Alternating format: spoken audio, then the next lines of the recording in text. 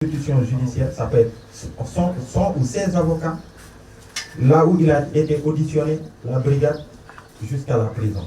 Parce que vous et nous n'avons pas accès à quelqu'un qui est dans les liens de la détention. Et vous verrez, des enquêtes seront menées et la personne qui l'a fait, elle paiera devant la justice. Inch'Allah, et vous le verrez. Je dis très bien,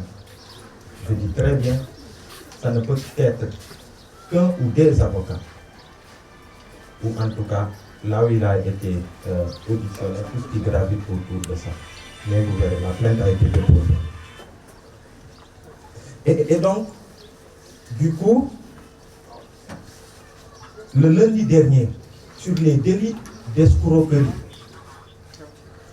Simon et Kilifeu ont été présentés au parquet. Ça, je vais vous le dire, que vous le sachiez. Jusqu'à 17h, nos avocats étaient informés du fait que l'affaire, vu vraiment le dossier,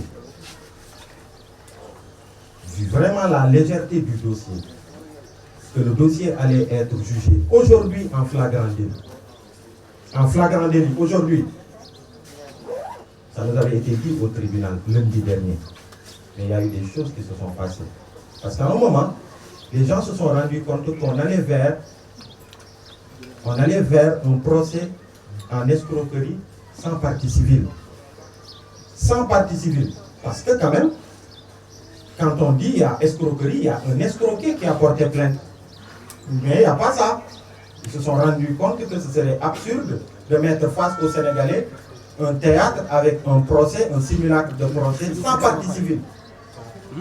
Et un procès pour lequel nos avocats étaient prêts pour aujourd'hui. Et un procès pour lequel nous, le mouvement Y en a marre, on était prêts. On voulait que ce procès se tienne aujourd'hui, ce jeudi.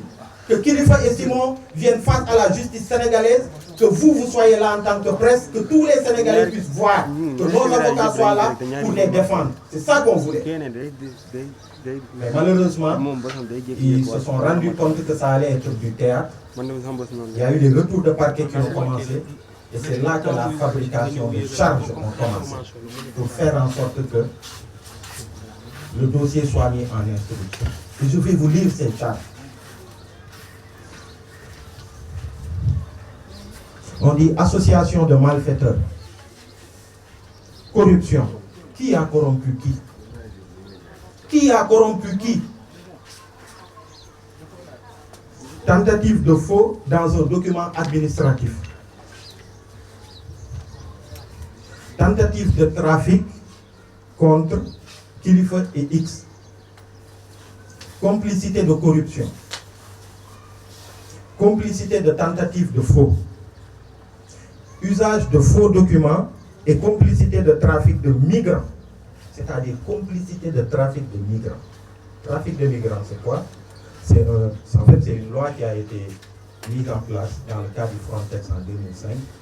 Et déjà, tentative de trafic de migrants, c'est des concepts qui ont été développés par l'Europe, par l'Occident, pour nous déshumaniser. On est des migrants. Quand eux qui viennent, c'est des expatriés, voilà.